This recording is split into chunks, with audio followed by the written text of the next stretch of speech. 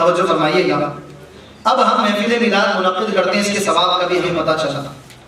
مزید سنیے، جس نے مصطفیٰ کریم علیہ الصلوۃ والسلام کا میلاد منانے کے لیے 1 درہم خرچ کیا، نبی کریم علیہ الصلوۃ والسلام اس کے لیے شافع اور مشفع ہوں گے، اور اللہ تعالیٰ ہر درہم کے بدلے 10 گنا اس کو عطا فرمائے گا. تو جھوم جائیے، انشاءاللہ ہم تو محفل میلاد مناتے ہیں، مناتے رہیں گے، اور انشاءاللہ اپنی جیبوں سے خرچ بھی کریں گے. لاکھ شیطان ہم کو روکے، فضل رب سے تا ابد جشن آقا کی ولادت کا مناتے جائیں گے انشاءاللہ. پیارے محترم اسلامی بھائیوں، جشن میلاد میں فقط یہی نہیں ہے کہ ہم آئے یہاں پر آ کر بیٹھے، حضور صاحب کا تذکرہ سنا، تذکرہ کیا، جناب نعتیں پڑھی، نعتیں سنی، بیان ہوا، بیان سنا، جھومے، کھانا کھایا، گھر چلے گئے، ختم. مختلف محافل میلاد میں جانے کا اتفاق ہوتا ہے کہ میں بھی آپ لوگ گئے تھے، اور مختلف جگہ اجتماعات ہوتے رہتے ہیں. تو الحمدللہ ہم محافل میلاد میں شرکت کرتے ہیں اور شرکت کرتے رہیں گے، لیکن شرکت ہماری کیسی ہونی چاہیے؟ شرکت ہماری شرکت ہونی چاہیے محفل میلاد کے اندر ایسا ادب اور ایسا احترام ہو. اب تلاوت ہو رہی ہے تو کوئی یہاں باتیں کر رہا ہے، کوئی وہاں باتیں کر رہا ہے، نمازوں کے لیے بلا بلا کر آ جا رہا ہے، حضور آ جائیے نماز پڑھ دیجیے، حضور آ جائیں نماز کا وقت ہو گیا، جماعت ہونے والی ہے. مگر بعض مسلمانوں کو فکر ہی نہیں. ہمارے نبی علیہ السلام دنیا میں آئے، ہمیں ان کے آنے کی خوشی ہے، ان کے فرمانے کی بھی خوشی ہونی چاہیے، ان کے فرمانے کی بھی تو خوشی اختیار کریں. تو اسی طرح اب ہم آج یہاں پر آئے ہیں، بہت سے اسلامی بھائی عشاء کی جماعت میں شامل تھے، بہت سے عشاء کی جماعت کے بعد آئے ہیں. اب عشاء کی جماعت کے بعد آئے ہیں، اجتماع ختم ہوگا، کھانا کھائیں گے، اس کے بعد شاید ہی کوئی نماز پڑھتا نظر آئے. جنہوں نے نماز نہیں پڑھی وہ کب پڑھیں گے نماز؟ کیا ہم صرف محفل میلاد میں شرکت کے لیے آئے تھے؟ ہم اپنے نبی علیہ السلام کو خوش نہیں کریں گے؟ ہمارے نبی علیہ السلام کس چیز سے خوش ہوتے ہیں؟ اس عمل سے بھی خوش ہوتے ہیں. یہ تو جب ہوگا سال میں 1 دفعہ، 2 دفعہ، 10 دفعہ، 20 دفعہ، 50 دفعہ، ہو سکتا ہے انشاءاللہ 365 دن ہوگا انشاءاللہ. لیکن ایک عمل وہ بھی ہے جو دن میں 5 مرتبہ ہوتا ہے. 5 مرتبہ اپنے آقا علیہ السلام کو خوش کر دیں. کون کون خوش کرے گا؟ انشاءاللہ ہم خوش کریں گے. ہمارا خوش کرنا بہت پسند آئے گا، اس لیے کہ ہم بڑی مشقت کے ساتھ خوش کریں گے، کسی کو ناراض کر کے خوش کریں گے. ہو سکتا ہے کوئی دنیا کے سیٹھ کو ناراض کر کے خوش کرے، سیٹھ کہتا ہو کام کرو پلی پلی، کام بہت زیادہ ہے، کام بہت پھاپو ہے، نہیں چھوڑنا. لیکن ہم کہیں گے نہیں، جب اللہ کی اطاعت آ گئی اب تیری اطاعت نہیں کریں گے. کہ ہم جانتے ہیں لا طاعت المخلوق فی معصیت الخالق، کہ اگر مخلوق کی ایسی اطاعت جس میں اللہ کی نافرمانی ہوتی ہے وہ اطاعت جائز ہی نہیں ہے. تو ہم فوراً نماز پڑھیں گے انشاءاللہ. نہیں یار کافروں میں رہتے ہیں بڑا مشکل ہو جاتا ہے، ان کو بھی دیکھنا پڑتا ہے نا. روزگار، ارے روزگار کافر نہیں دیتا ہمیں، کسی کو ایک لقمہ آپ کے پیٹ میں کافر نے نہیں ڈالا، یہ اللہ تبارک و تعالی عطا فرماتا ہے. اللہ تبارک و تعالی مسبب الاسباب ہے، سبب بنانے والا ہے. جب کوریا میں نہیں آتے تھے جب بھی کھانا کھاتے تھے، پیٹ جب بھی بڑھتا تھا. یہاں آ گئے تب بھی بڑھتا ہے، یہاں سے چلے جائیں گے تب بھی بڑھے گا. قبر کے اندر جائیں گے تو ہم غذا بن جائیں گے.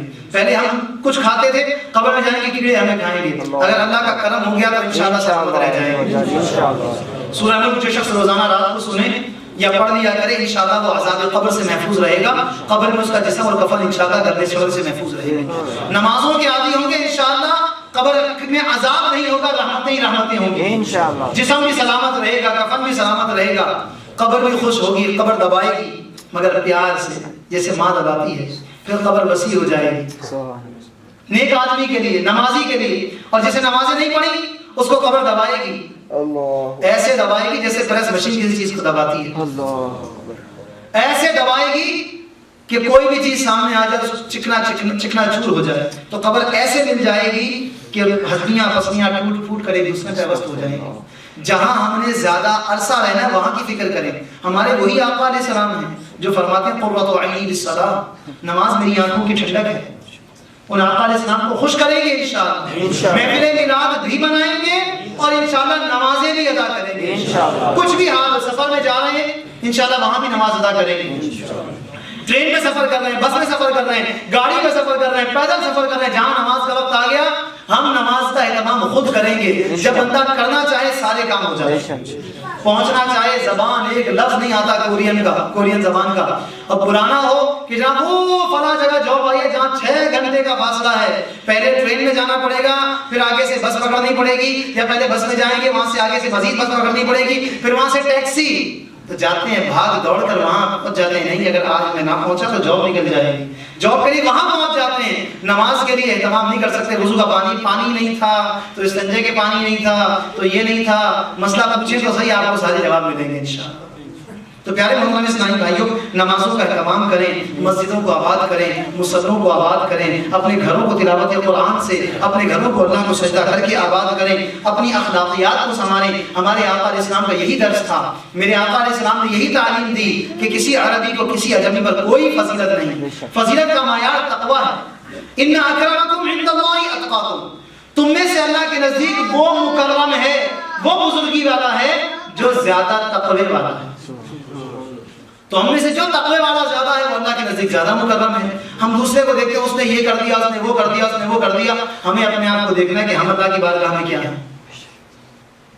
کوئی شخص دوسرے کو دیکھتا فلاں وہ تو شرابی ہے، وہ تو زانی ہے، ہم اس کو سنا دیتے ہیں وہ ایسا ہے وہ ایسا ہے، پہلے اپنے آپ کو دیکھیں میں کیسا ہوں۔ جس نے اپنے آپ کو دیکھ لیا نا بس پھر وہ دوسروں کو نہیں دیکھے گا، وہ اپنے آپ کو غور کرے گا میری پہلے خامی تو دور ہو جائے پھر میں دوسروں کو بات کروں۔ ہاں دوسروں کی اصلاح کی کوشش ضرور جاری رکھیں، کوئی شرابی ہے اس کو شراب سے روکنے کی کوشش ضرور جاری رکھیں، لیکن تنقید کے ساتھ نہیں۔ اگر کسی پہ تنقید کریں گے، نماز نہیں پڑھتا، بے نمازی ہے، زانی ہے، شرابی ہے، سود خور ہے، حرامی ہے، اور یہ ہے اور وہ ہے، وہ نہ جانے کیا کیا کہہ دیتے ہیں منہ سے۔ یاد رکھیں اس جملے کو کہنے کا مقصد کیا ہے، اس کی اصلاح، تو جس کی اصلاح کرنی ہے پہلے اس کو ایک تھپڑا مارا، بعد میں کہیں آئے میرے ساتھ چلیں اجتماع ہو رہا ہے، اب وہ آپ کے ساتھ چلے گا؟ کبھی بھی نہیں چلے گا۔ اصلاح اس انداز پر کرنے کا طریقہ، جو اس انداز پر اصلاح کرے گا ایسے ہی ہے کسی برتن کے اندر پہلے سوراخ کر دیا، اب اسے پانی ڈال رہا ہے کہ بھر جائیے برتن، بھرے گا کبھی نہیں بھرے گا، نیچے سوراخ کو بند کرو پہلے۔ تو پیارے سنائیے ہم سب انشاءاللہ اچھے اعمال کریں، اچھے اعمال کرتے رہیں، یہی میلاد النبی صلی اللہ علیہ وسلم کے اجتماع کا درس ہے۔